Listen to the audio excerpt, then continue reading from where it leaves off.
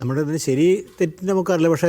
പക്ഷേ രണ്ടാമത് കോടതിയുടെ നിരീക്ഷണം, അതായത് ഈ അന്വേഷണത്തിൽ അലംഭാവമുണ്ടെന്നും ഇത് വേണ്ട പോലെ ഊർജിതമായ രീതിയിൽ അതായത് ഈ അന്വേഷണ പരിധിയിൽ വരേണ്ടവരുടെ അടുത്തേക്ക് പോകുന്നില്ല എന്ന വിമർശേഷം അന്നൊരു ബെല്ലാരി അറസ്റ്റ് കിടന്നു. അങ്ങനെ കുറച്ചുകൂടി ആ പഴയ ഊർജ്ജം വീണ്ടും വന്നിട്ടുണ്ട് അന്വേഷണത്തിൽ. അതിൻ്റെ കൂടെ തന്നെയാണ് രമേശ് ചെന്നിത്തല ഈ പ്രശ്നം ഉന്നയിച്ചത്. അതിൽ അന്താരാഷ്ട്ര ബന്ധവും ഈ നമ്മുടെ വിഗ്രഹക്കടത്തായി ബന്ധപ്പെട്ട വലിയൊരു ആൻറ്റിക് മാർക്കറ്റിനെ കുറിച്ചും വ്യക്തമായിട്ട് പറഞ്ഞു. ആ സമയത്ത് രമേശ് ചെന്നിത്തല പ്രസംഗങ്ങളുടെ സമയത്ത് നമ്മുടെ ഇടതുപക്ഷ ഹാൻഡിലുകളൊക്കെ പരിഹസിച്ചു. പണ്ട് ഡാറ്റ പ്രശ്നം രമേശ് ചെന്നിത്തല നിലപാട് വളരെ ശരിയായിരുന്നു എന്നുള്ള വസ്തുതയാണ്. ആ സ്പ്രിംഗിൾ ഡാറ്റ കാര്യത്തിൽ അദ്ദേഹം നിലപാട് വളരെ ശരിയായിരുന്നു. പക്ഷേ അത് പാളിയില്ലെന്ന് പറഞ്ഞു. അങ്ങനെ നമ്മൾ 2 ദിവസം അദ്ദേഹം ഇത് കൊടുക്കാൻ വൈകി നമുക്കെല്ലാം അറിയാം. പക്ഷേ പിന്നീട് മൊഴി കൊടുത്തതിന് ശേഷം ആ അദ്ദേഹത്തിൻ്റെ സുഹൃത്തായ വ്യവസായി ഡി മണി എന്നുള്ള പേര് കണ്ടെത്തി. ഇന്ന് SIT ഡി മണിയുടെ അടുത്തെത്തി. ഡി മണി ആദ്യം MS മണിയാണെന്ന് പറയാൻ ശ്രമിച്ച അവസാനം സ്ഥിരീകരിച്ചു ഡി മണി തന്നെയാണ് ആ വ്യക്തിയെന്ന് സ്ഥിരീകരിക്കപ്പെട്ടിട്ടുണ്ട്. അപ്പോൾ ആ അന്വേഷണത്തിൻ്റെ ഈ അന്താരാഷ്ട്ര തലത്തിൻ്റെ മാർക്കറ്റ് ബന്ധപ്പെട്ട അന്വേഷണം ആ ദിശയിൽ വളരെ കൃത്യമായിട്ട് പോകുന്നു.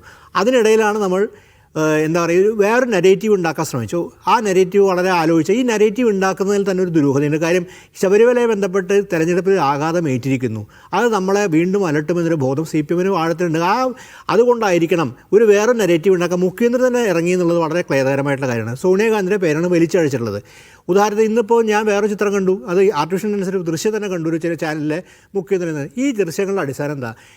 ഇന്ത്യൻ രാഷ്ട്രീയ നേതാക്കളുടെ കൂടെ പല ആൾക്കാരും ഈ മോറ്റി ആ കാലത്ത് ഈ നമ്മൾ നോക്കും പല ചിത്രങ്ങളും പല ആൾക്കാർ പോലീസ് ഉന്നതർ ഉൾപ്പെടെ കേരളത്തിൽ അറിയപ്പെടുന്ന സാംസ്കാരികമായ മേഖലയിൽ പ്രവർത്തിക്കുന്ന പല ആൾക്കാർക്കും പരിചയനായ വ്യക്തിയാണ്. അപ്പോൾ അങ്ങനെ ആൾക്കാരെ ഏതെങ്കിലും വല്ല ഈ അമ്പലം ഉടായ്പയൊക്കെ ബന്ധപ്പെട്ട് നേതാക്കളുടെ അടുത്തേക്ക് ആരെങ്കിലും കൂട്ടിക്കൊണ്ടുപോയിട്ടുണ്ടാവും. അതിൻ്റെ അർത്ഥം ഈ സ്വർണ്ണക്കള്ളക്കടത്ത് ഉൾപ്പെടുന്ന ഇവരുടെ ആവശ്യമാണ് ഈ നേതാക്കളുടെ കൂടെ നിന്ന് ഫോട്ടോ എടുത്ത് പ്രചരിപ്പിക്കുന്നത്. കാര്യം അവരുടെ ഐഡൻറ്റിറ്റി എന്ന് പറയുന്ന ഈ രീതിയിൽ ആൾക്കാരെ പറ്റിയ ഐഡൻറ്റിറ്റി ഇതുപോലെ അത് പക്ഷേ പെട്ടെന്ന് തിരിച്ചറിയപ്പെട്ടത് നമ്മുടെ നേതാക്കളെല്ലാം തിരിച്ചറിയേണ്ട കാര്യമാണ്. ഇതുപോലെ ആൾക്കാർ വരും, പക്ഷേ അത് പെട്ടെന്ന് തിരിച്ചറിയാൻ പറ്റില്ല. കാര്യം ബഹുജനങ്ങളുടെ ഇടയിൽ പ്രവർത്തിക്കുന്ന നേതാക്കളാണ്. അപ്പോൾ സോണിയാഗാന്ധിയുടെ ഈ ഒരു നെഗറ്റീവ് വഴി തിരിച്ചു വിട്ടുകൊണ്ട് എന്തുണ്ടായി? ഈ ഫോട്ടോ വെച്ച് നോക്കുകയാണെങ്കിൽ ഈ മുമ്പുള്ള കേരളയിൽ നടന്നപ്പെട്ട ഒട്ടനവധി വിഷയങ്ങളിൽ, അത് നമ്മുടെ ഏതൊക്കെ വിഷയങ്ങളിൽ നമ്മുടെ നേതാക്കളായി ബന്ധപ്പെട്ട് എത്ര ഫോട്ടോകൾ വന്നു. അപ്പോൾ ഇത് നെഗറ്റീവ് വഴിതിരിച്ചുകൊണ്ട് എന്ത് പ്രയോജനമുള്ളത്? യഥാർത്ഥത്തിൽ ഇതിൻ്റെ വസ്തുത എന്ന് പറയുന്ന കാര്യം ഈ സ്വർണ്ണത്തിൻ്റെ